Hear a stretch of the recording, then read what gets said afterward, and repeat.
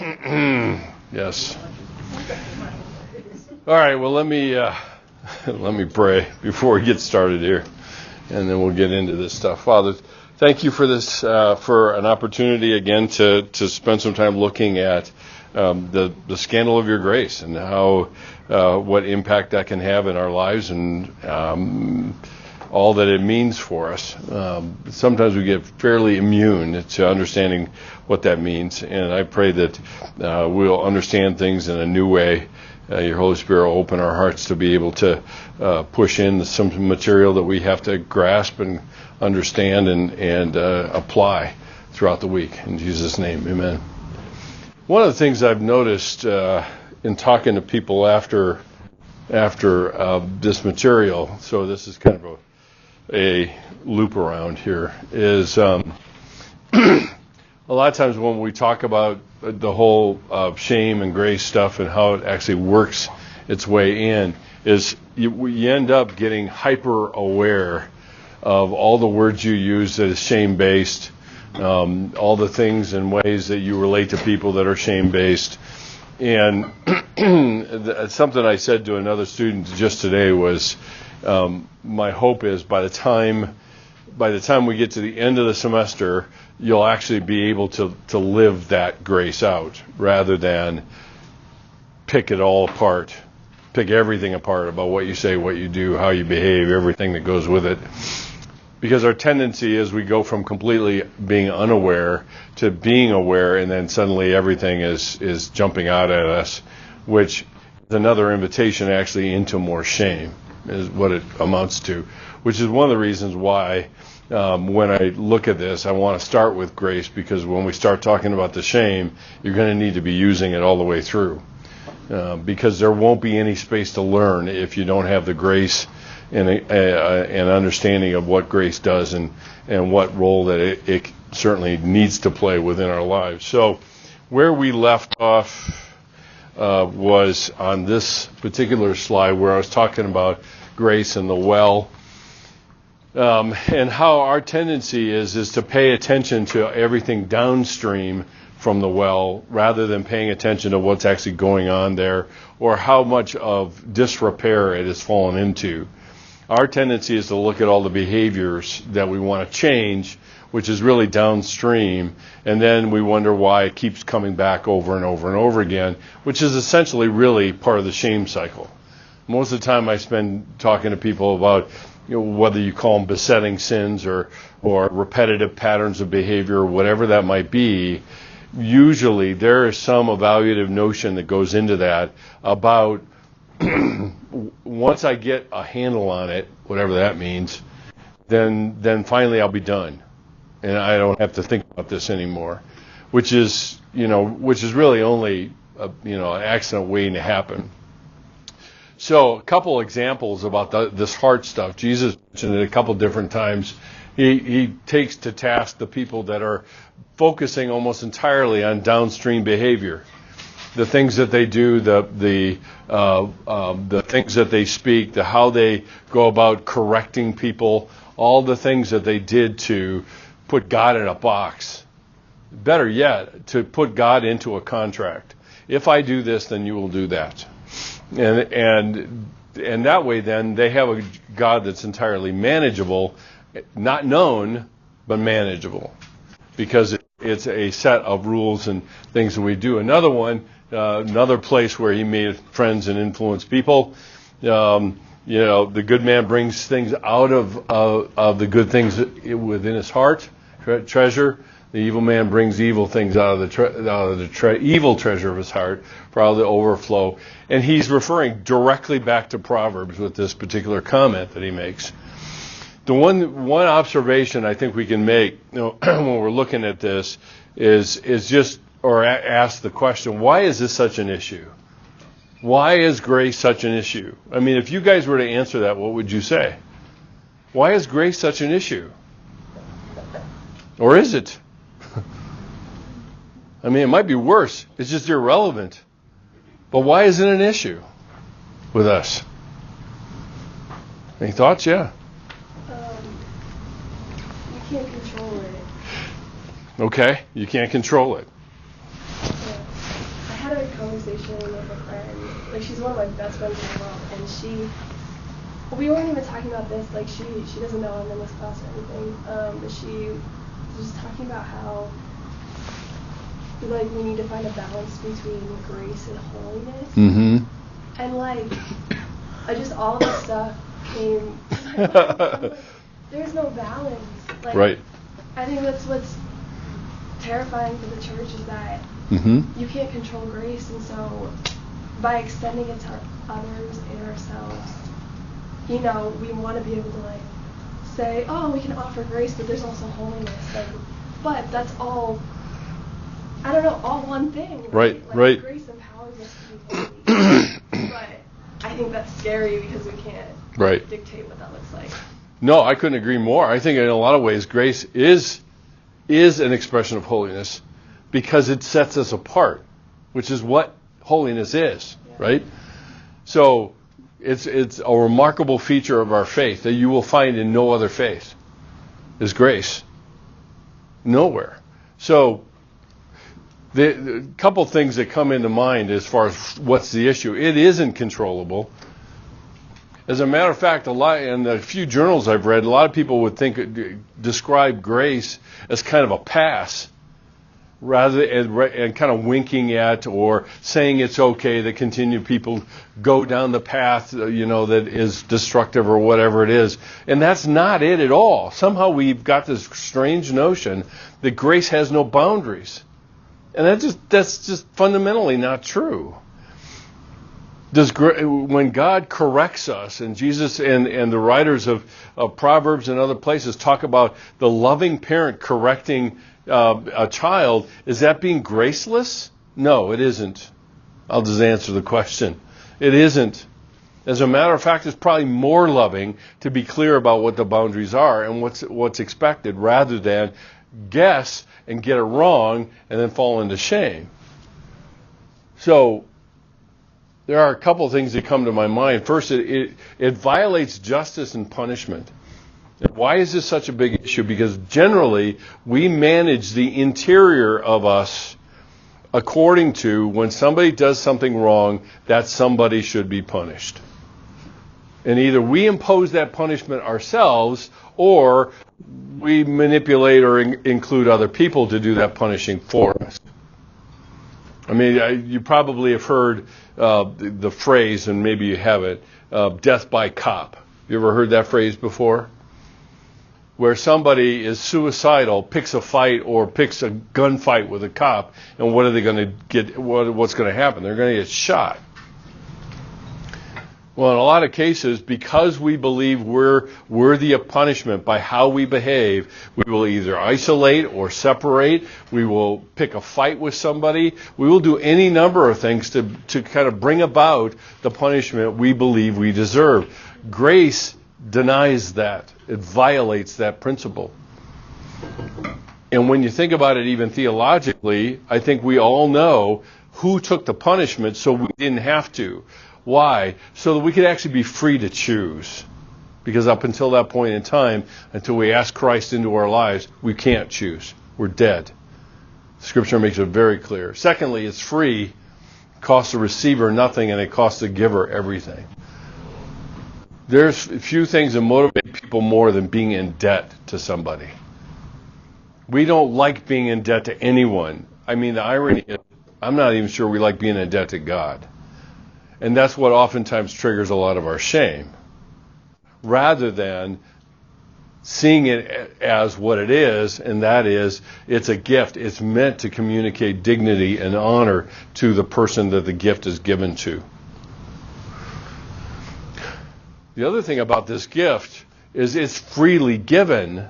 I think we all know that. See, we mouth all this theological stuff all the time. But when we spend all of our lives trying to prove that we're worthy of the gift, we've just insulted the gift giver. And I've said that before. So it is God's way through grace to reestablish the Imago Dei in us. Because it's a reminder of our personhood. It's a reminder of our value, inherent value, not value that's in trade for something else. So it offers dignity to us as well. And that's, again, the biggest challenge. You guys that are in human sexuality, those folks that have been in it with me, that's what we pound on all the time, is that either we turn ourselves and others into objects and work our trades and work our kind of contracts with other people, or we interact with somebody as a person who has an inherent value and dignity just because they exist. Not because of something they do, not because of something they trade us for, nothing like that. Another thing that it is that it's no quid pro quo. Again, contracts. The heart of shame is contracts and trades, which also says something about probably why shame continues to flourish in Christian relationships. We would much rather have a contract with somebody than be given something free. Because I can't control the person giving it to me then. But in a contract I can, because it spells out the limits of what's supposed to be done. One of the remarkable things that will happen in any family that embraces grace is you see some stunning acts of love and freedom and generosity that you would never find in contracts. Because if the contract doesn't dictate the limits of it, because contracts are about limits, because it doesn't dictate it, then you don't do it. And that's the key point of looking at it from this point of view, where the heart of shame is contracts and trades. The heart of grace is a covenant. You are loved because you exist, period. Nothing else. No amount of anything you do will ever change that. Now, intellectually, we can buy that. But we translate it into a contract. If I do this, if I do that, then God will truly love me. Which, again, violates the very theology that most of us assent to. But at the same time, we don't live that way. And that's where the challenge comes in. Another one is this downright scandalous. We already talked a little bit about this word and what it means, a stumbling block. It makes people stumble. And the irony is it makes people stumble in the faith and outside of the faith, both. We live in a culture entirely that is completely graceless.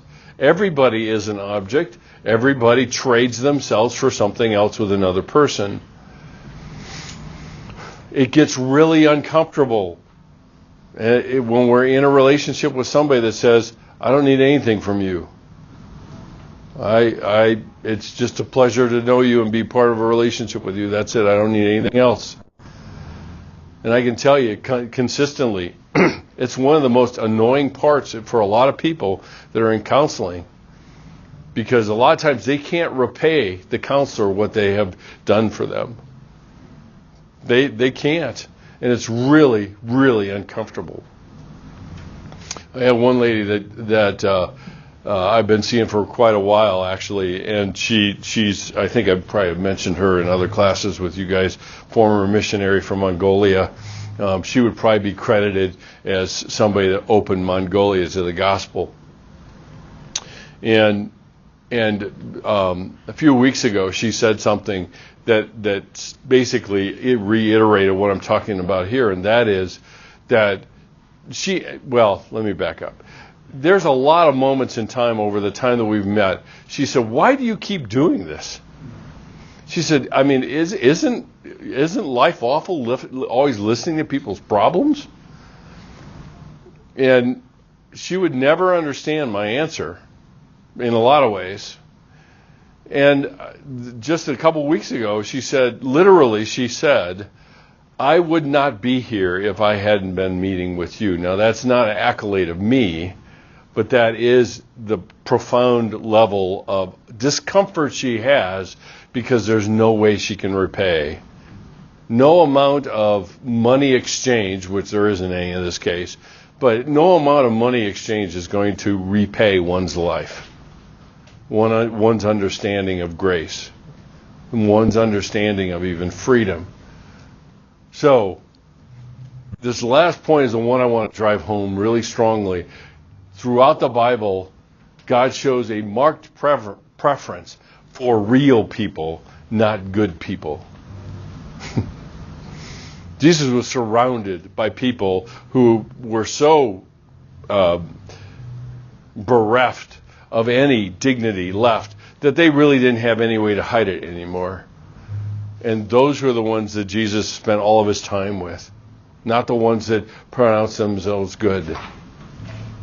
And that's the challenge, right? Because grace invites us out from behind the shield of shame and the shield of protection, and to be known as we are, not as we should be.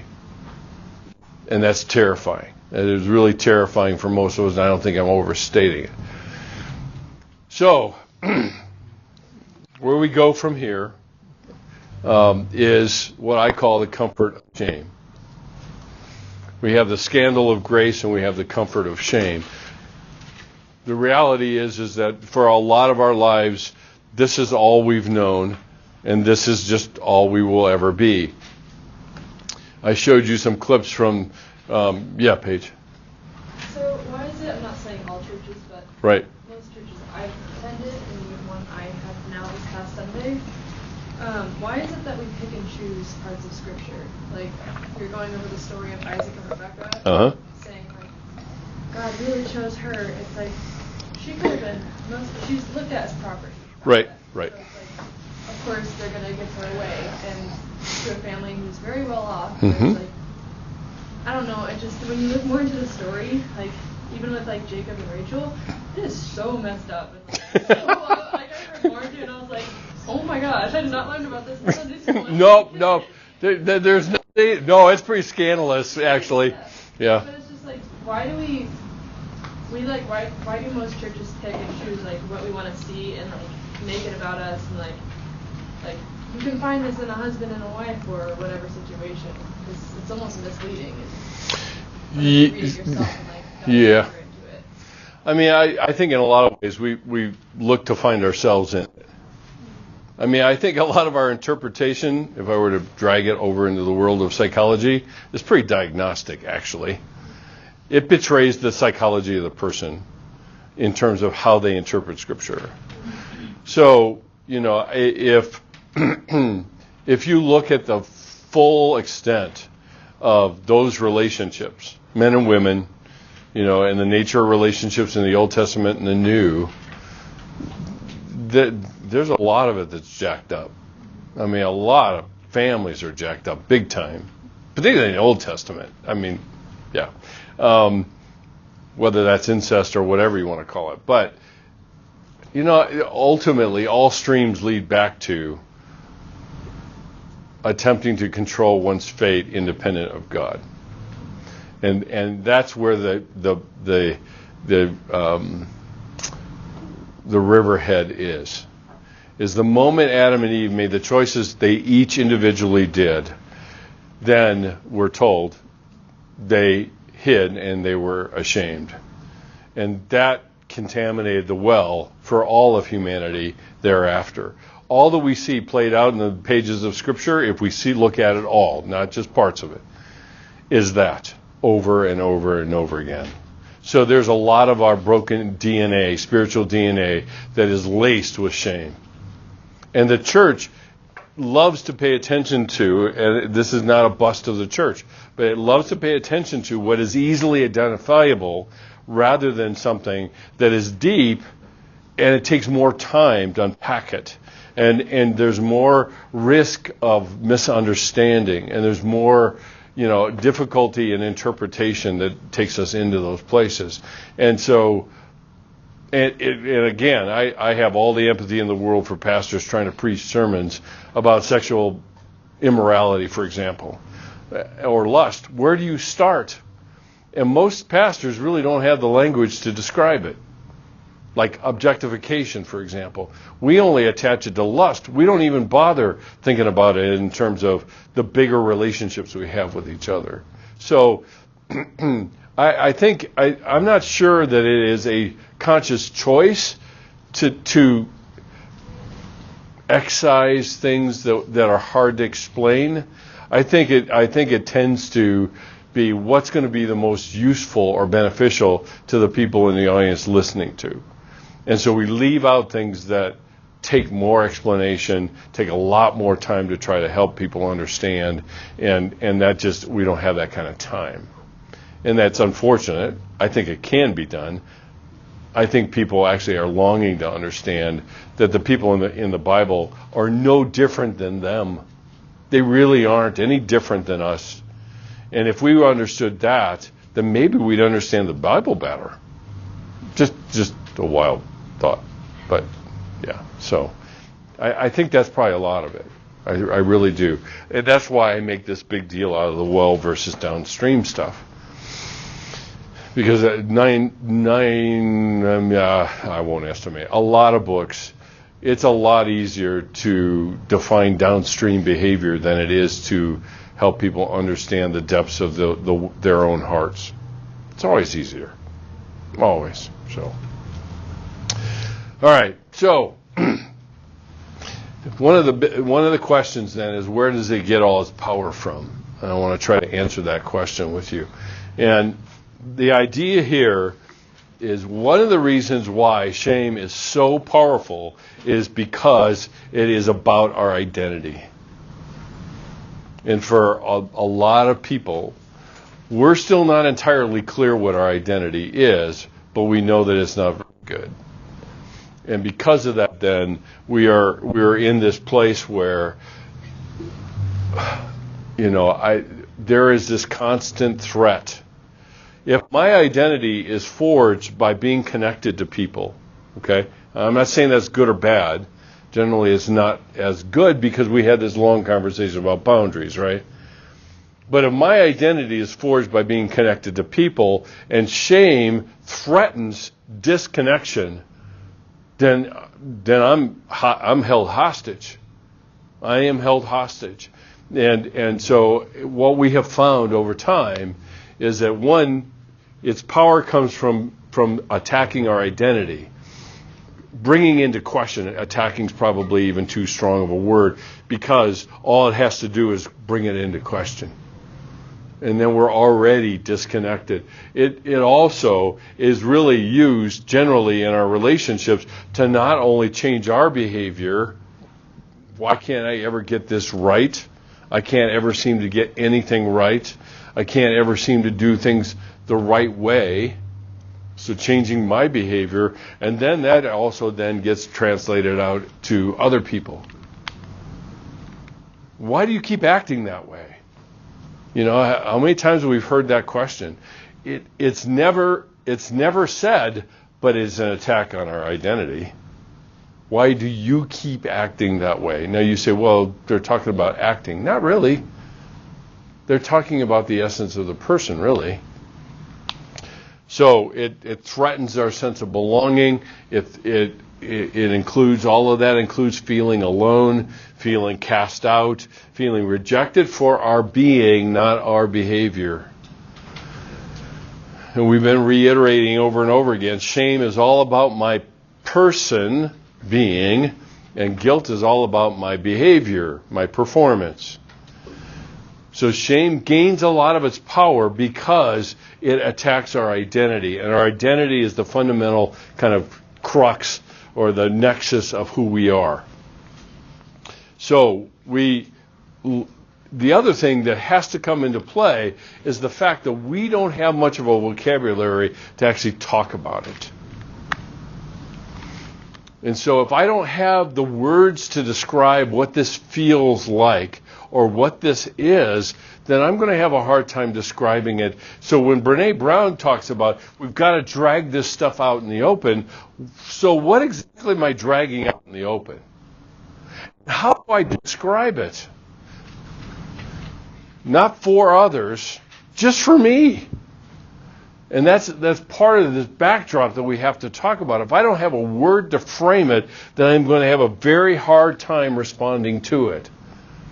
And if I can't describe it, then I can't bring it out into the open, which we will be talking and continue to talk. You already read a lot of it in Brene Brown. That's the key strategy, is dragging this stuff out in the open. So without the words, we lack the ability to respond to it, and without the words, we don't experience it. And we don't develop the ability to engage in any kind of critical awareness, which is fundamental to what Brown talks about. She talks about developing a critical awareness and having the vocabulary to identify. A lot of times people experience shame as a physical emotion or a physical feeling. So sometimes it's not identified as a emotion itself. And so a lot of time, in many cases with classes like this, there's a lot of work that I end up doing trying to help you develop a vocabulary of what we're talking about. And no matter what subject you're in, there's a vocabulary for it, right? Whether it's the medical field or the psychological field or whatever, there's a language that is specific to it. And that's true when it comes to talking about our shame and describing it and having words to understand it. So its power comes from it being undefined. That's what this means. Is I just experience it, but I don't really attach a label to it. Most of the time I spend talking to people is just helping them add words to what they're experiencing, giving a word to what they're experiencing. So my comment oftentimes is, so let me see if I heard this right. Is this what you're saying? And I add a word to add to their vocabulary, and they say, oh yeah, that's it. That is it. And suddenly their vocabulary inches a little farther along to identify what they're talking about or what they're feeling internally. That feeling of being cast out, the feeling of being disconnected from people is part of that. So shame, what is it? Shame, this is one definition. Shame is the intensely painful feeling or experience of believing we are flawed and therefore unworthy of acceptance and belonging. This is not from Brown. This is from another source that I wanted to introduce you to. So shame is the intensely painful feelings or experience of believing we are flawed and therefore unworthy of acceptance and belonging. The funny thing about it, that statement is we are, right?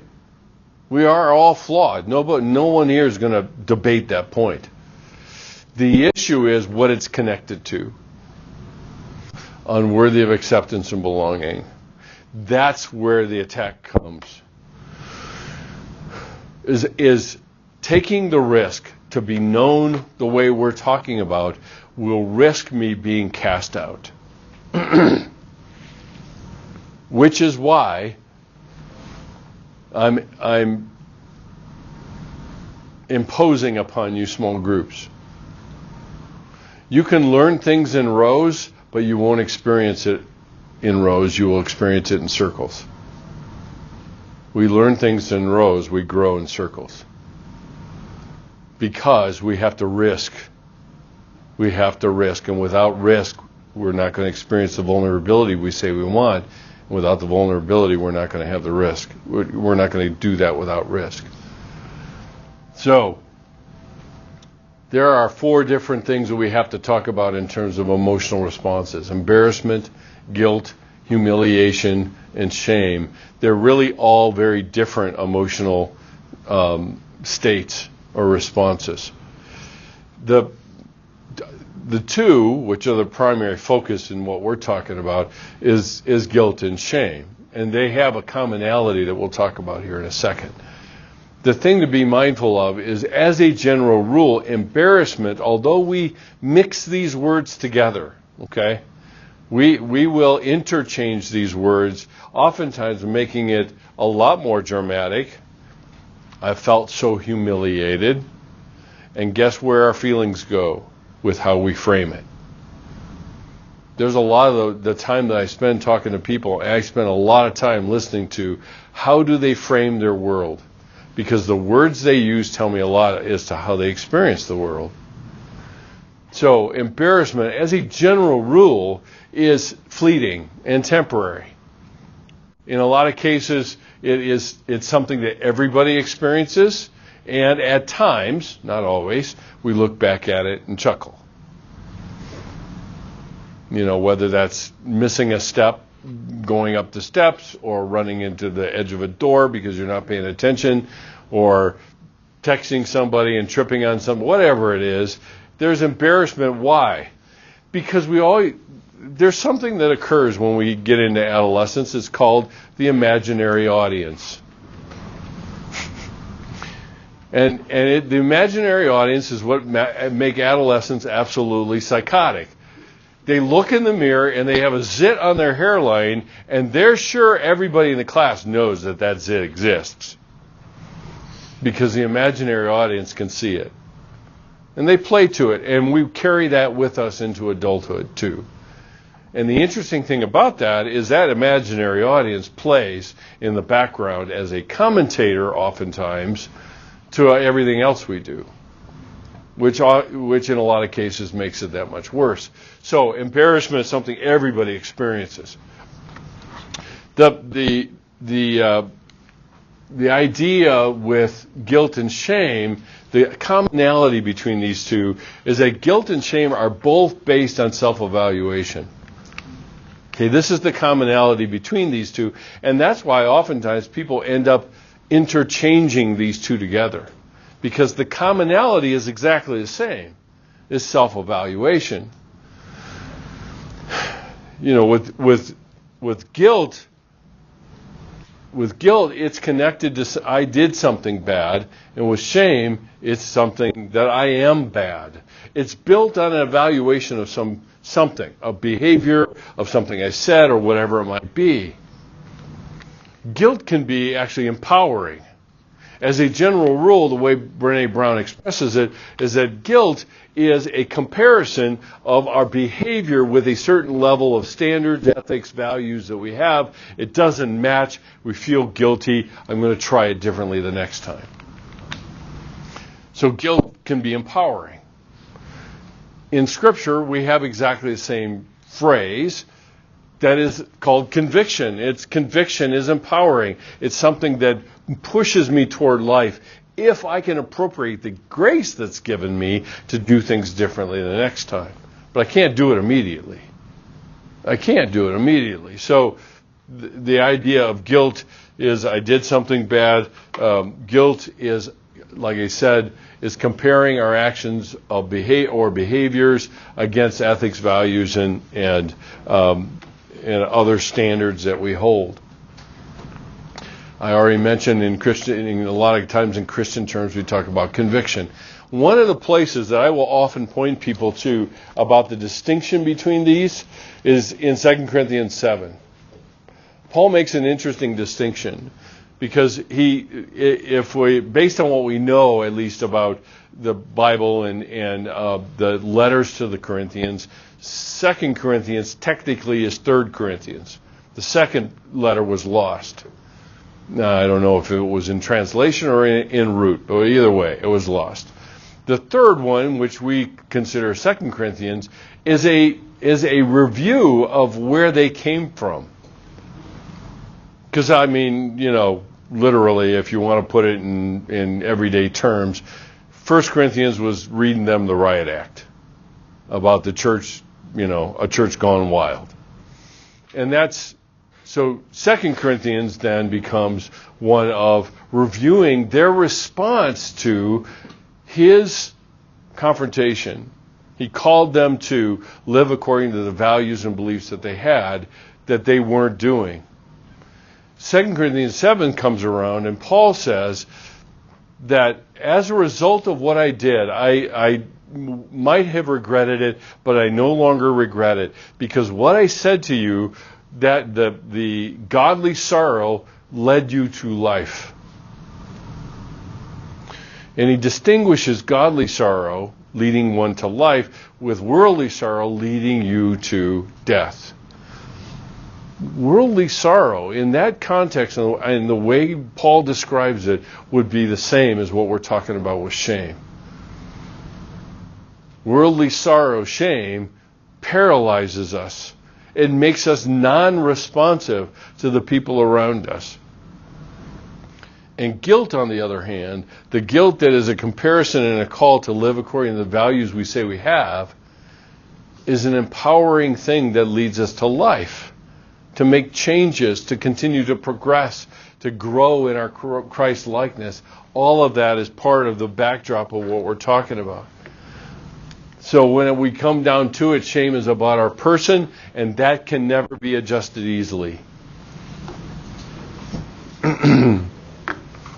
Shame is comparing our worth and value as a person against a mythical ideal or standard of personhood, otherwise known as perfection, which we will talk about in about 6 weeks.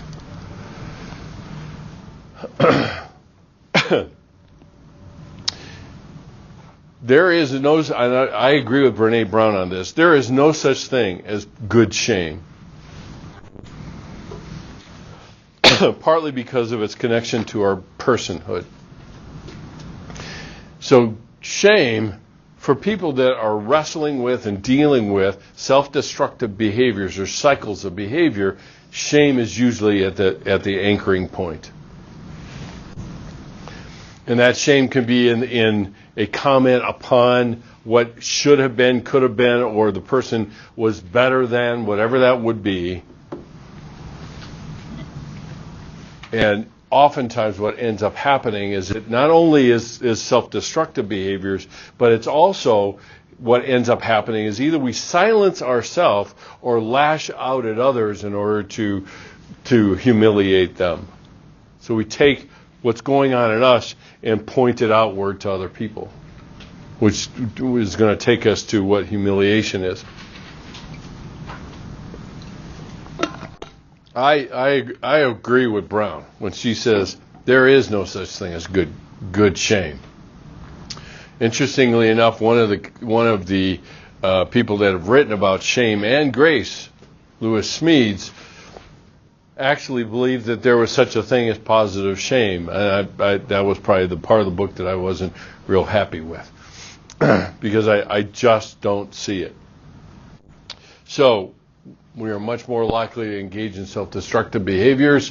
Our tendency is that major word, comparing.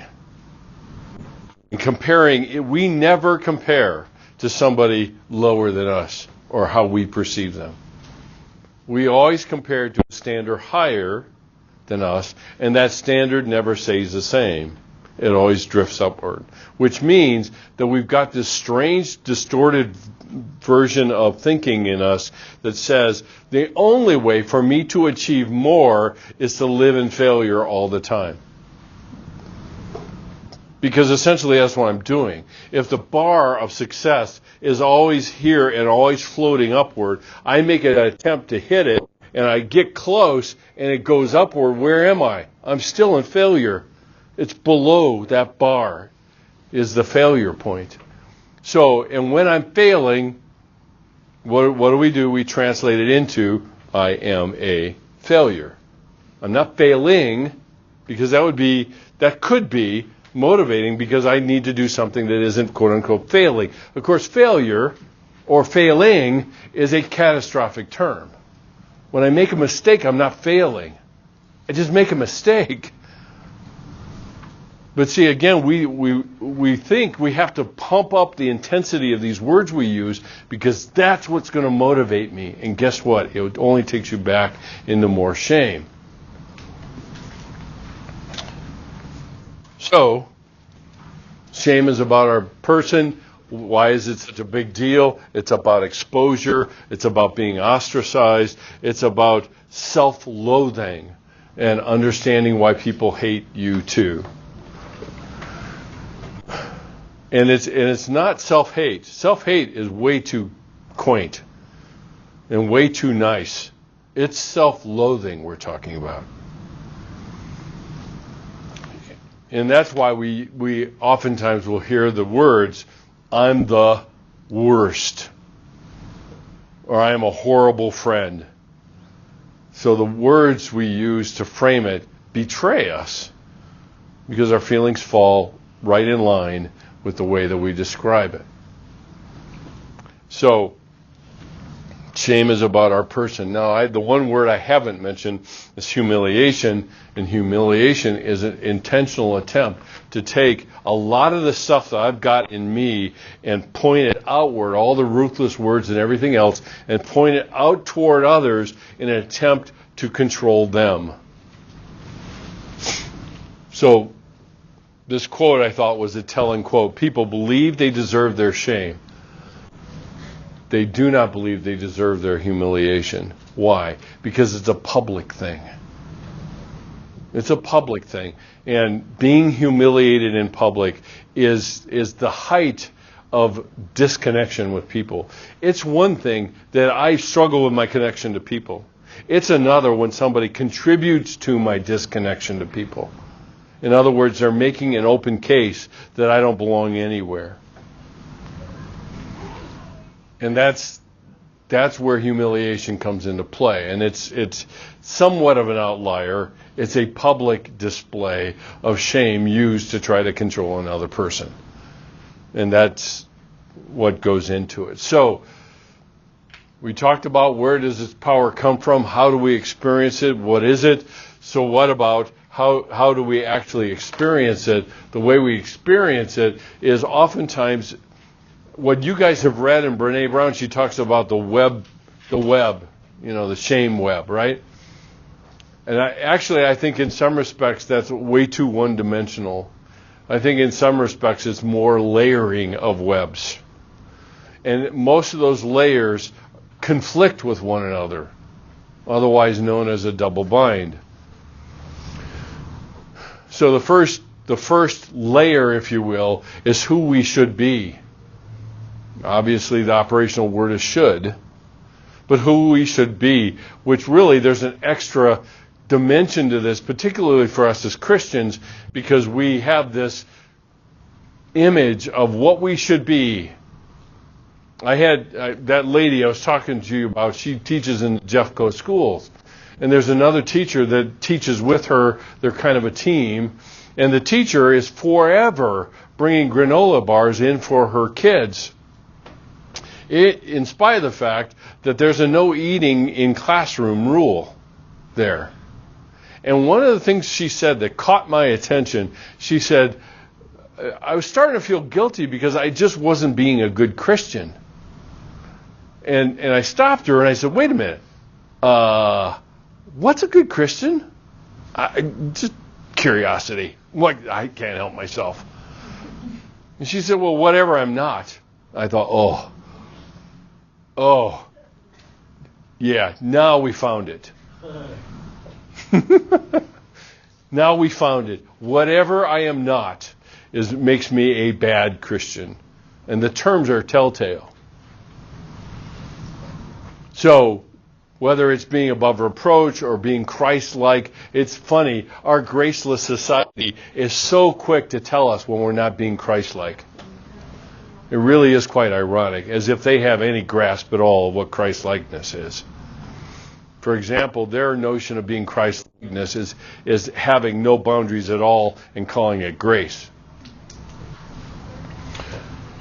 And a lot of people feel the weight of representing Christianity to a world that doesn't know Jesus. So I'm representing Jesus. Holy cow. That's a heavy load to carry. So we've got this one layer of who we should be. The second layer is what we should be. Who we should be and what we should be. The other thing I would add to that who is it's different for men and women.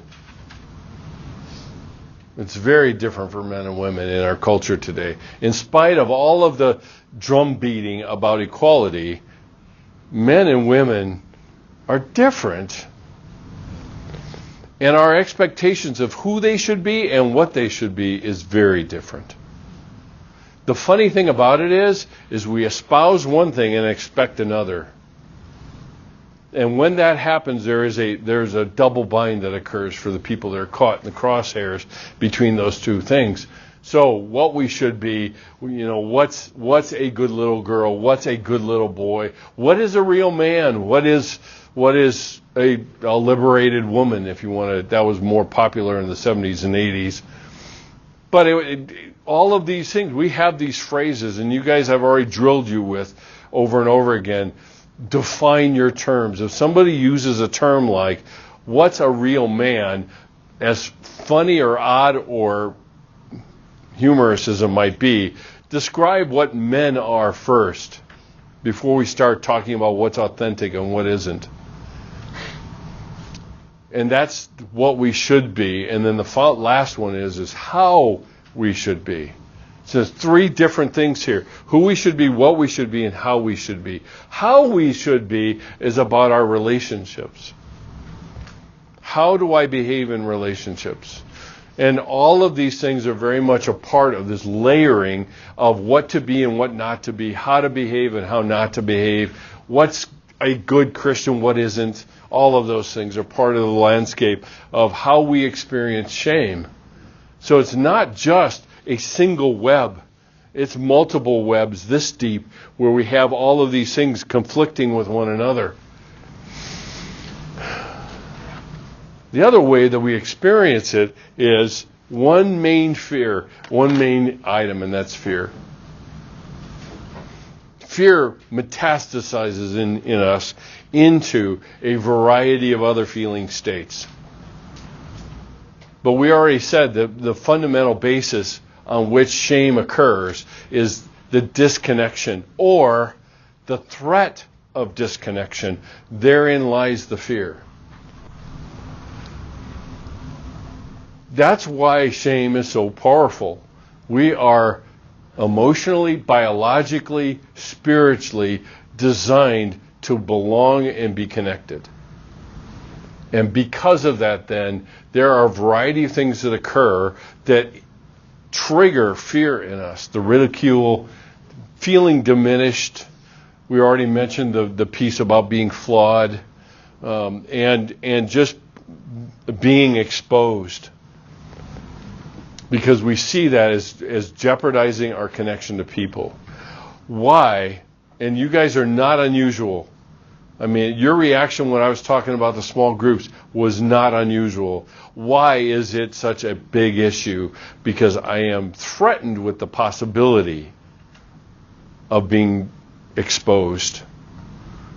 And I can tell you consistently, after talking to people for a long time, whether up front as a teaching pastor or whether privately in counseling, I have had more people that I can count anymore tell me, I am afraid somebody will finally find out how big of a fraud I am.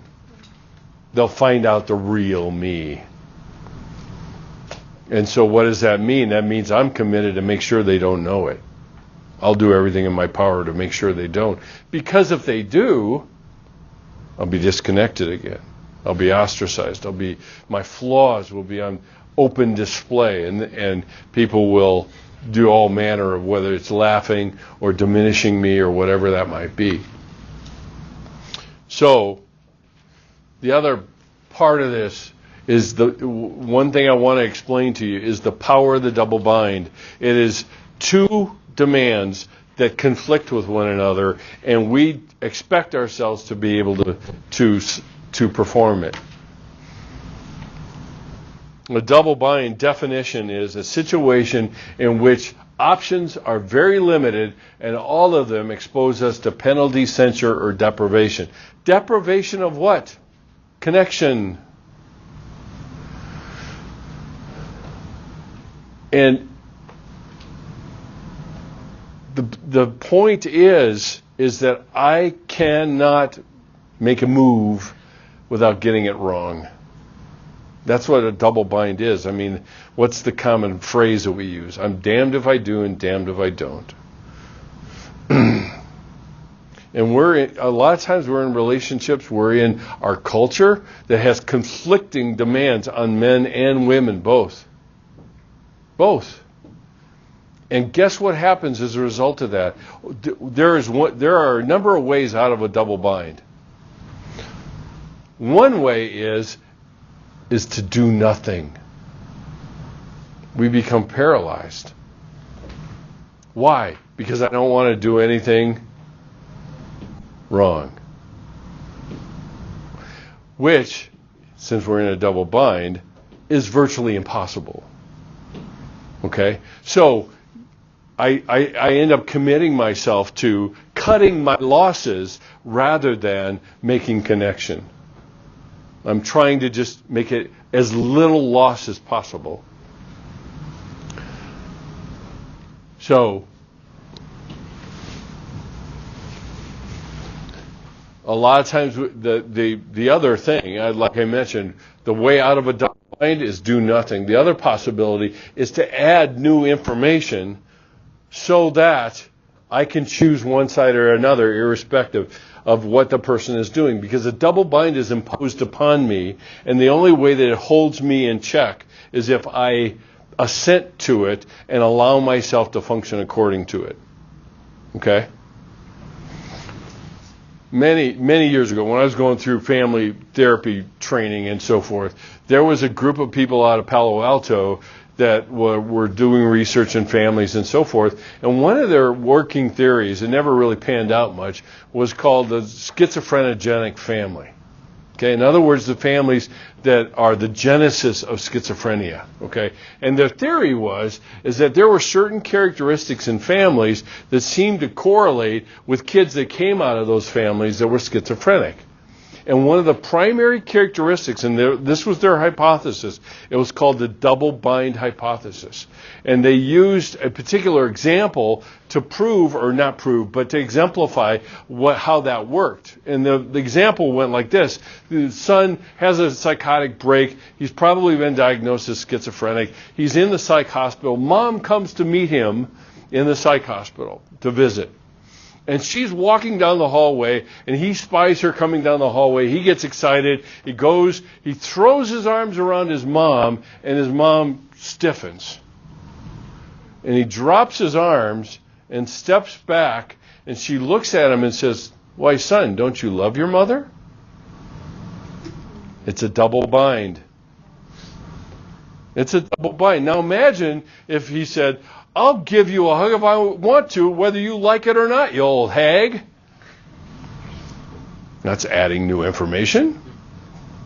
But see, it's not abiding by the double bind. The only way double binds work is if I comply with them. But I have to be able to identify them in the first place anyway. And that's part of how we experience shame. Because blame is used, a lot of times we get caught in it and we start blaming people because we feel so powerless to have anything to do with this thing. And it's really, when we start experiencing shame, if we don't have words to identify what's actually happening, we end up losing our sense of power, or what I call agency, the ability to actually impact the world around me. So, there are two kind of states that I want to make a distinction between: power over and just simply power. And in a lot of relationships, and you guys, a lot of you have been in other classes where I've said this before, is that I say it, control and trust cannot coexist. Well, you can substitute control for power. Power and trust cannot coexist either. But what we're talking about here is power over another person. The most insidious form. I will define who you are, and then I'll make you believe that it's your own definition. That is power over. In a lot of cases, people that engage in these strategies are highly manipulative, and they get us to believe that the only way to function is to try to consistently undo the double bind that they placed us in. Because they're the ones that have defined us. And we get defensive, and when we get defensive, we have just now affirmed their definition of us. Rather than saying, wait a minute, where'd that definition come from? I don't buy that.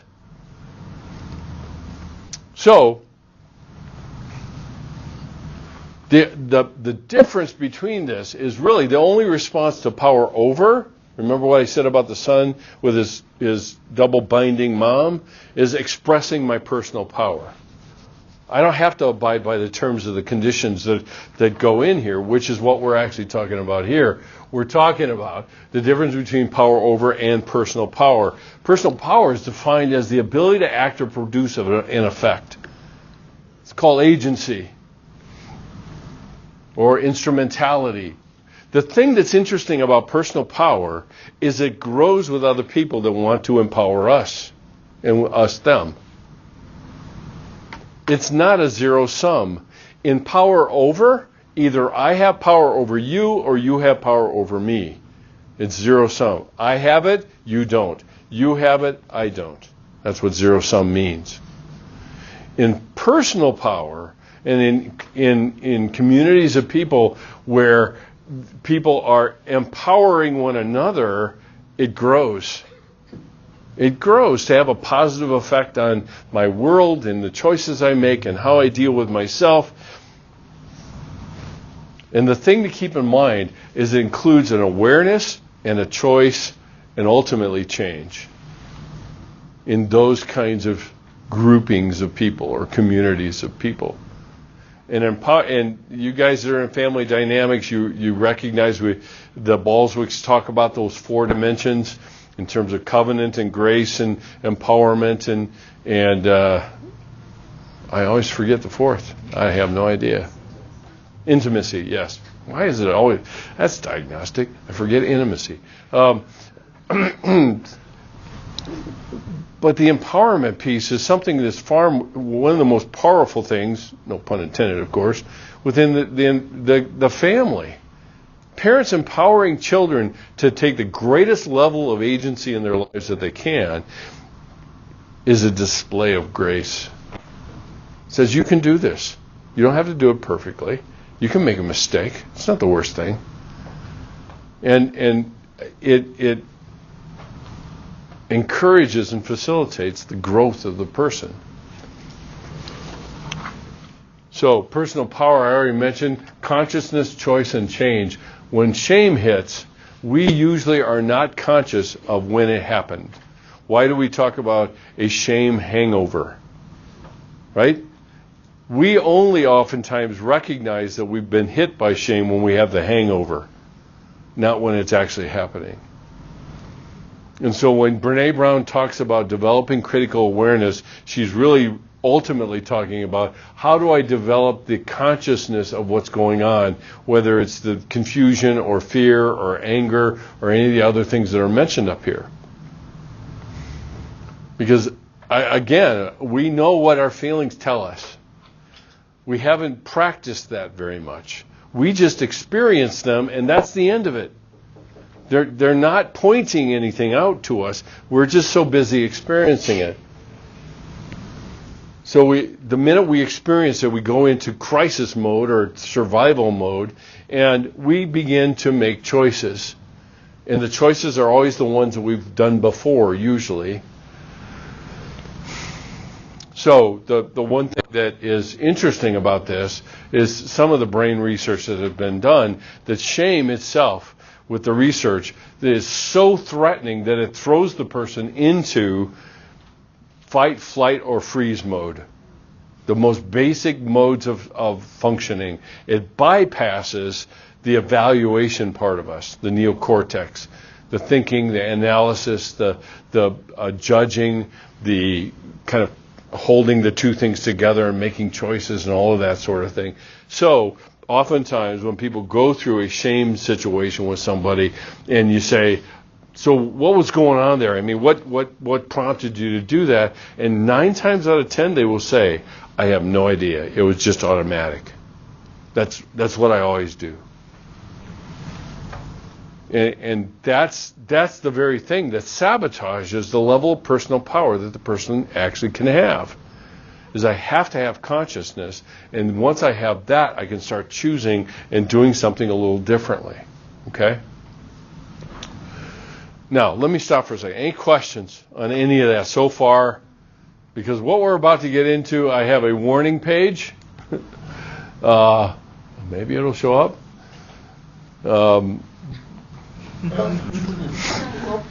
Yep, time to go. Yeah. But before we get into that, any questions, any reactions, any things you need clarified based on what we laid the groundwork here about shame and how this works? Yeah.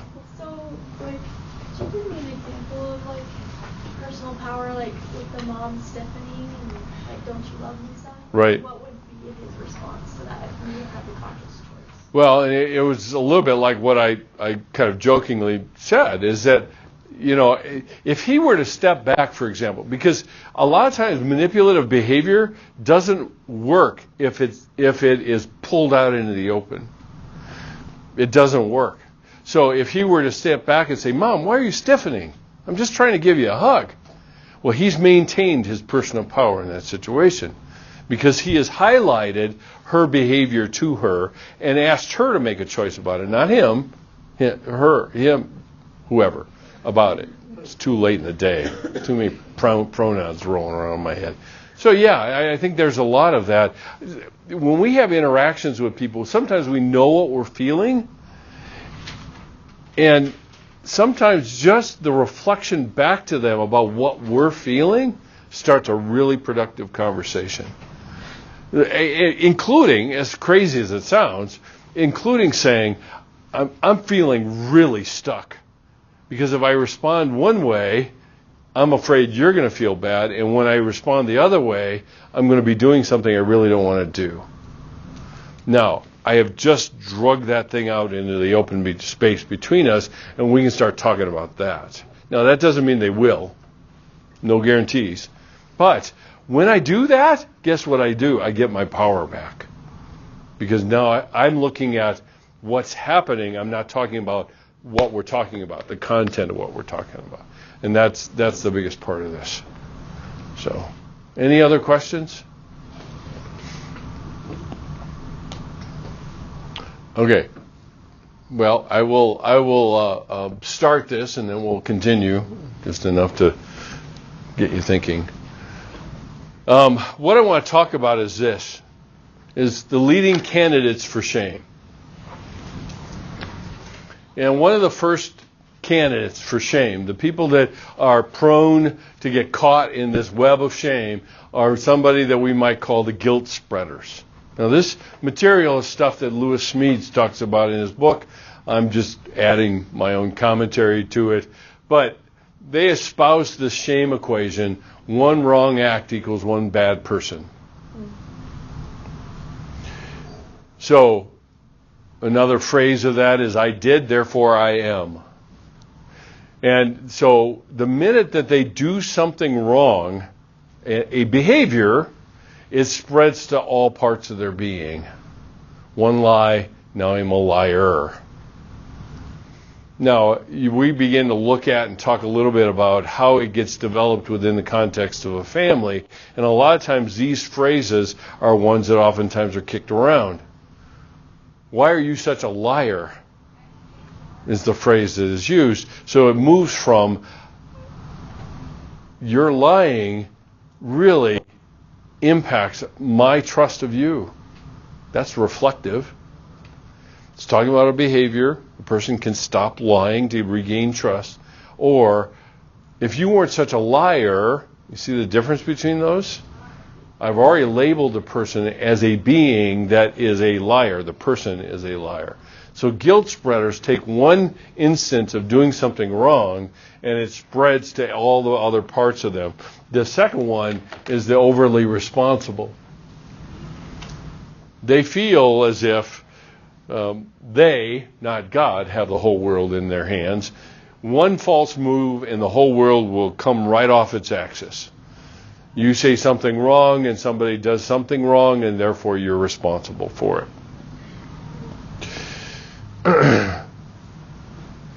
Everything that goes badly in the lives of the people around them is a reflection of their worth and their responsibility. I just had a conversation with somebody today.